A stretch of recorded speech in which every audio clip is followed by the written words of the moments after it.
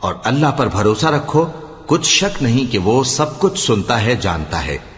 اور اگر یہ چاہیں کہ تم کو فریب دیں تو اللہ تمہیں کفایت کرے گا،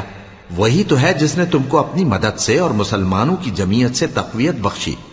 اور ان کے دلوں میں الفت پیدا کر دی، اور اگر تم دنیا بھر کی دولت خرچ کرتے تب بھی ان کے دلوں میں الفت پیدا نہ کر سکتے،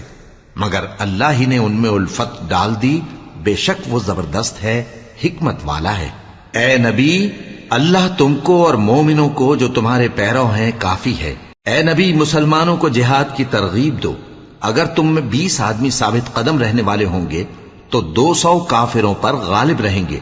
اور اگر 100 ایسے ہوں گے تو 1000 پر غالب رہیں گے، اس لیے کہ کافر ایسے لوگ ہیں کہ کچھ بھی سمجھ نہیں رکھتے۔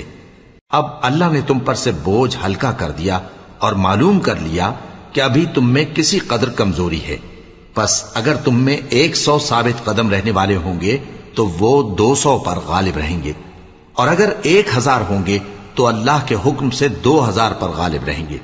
اور اللہ ثابت قدم رہنے والوں کا مددگار ہے۔ پیغمبر کو شایع نہیں کہ اس کے قبضے میں قیدی رہیں جب تک کافروں کو قتل کر کے زمین میں کثرت سے خون نہ بہا دے۔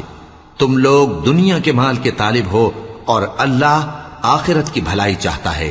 اور اللہ غالب ہے، حکمت والا ہے۔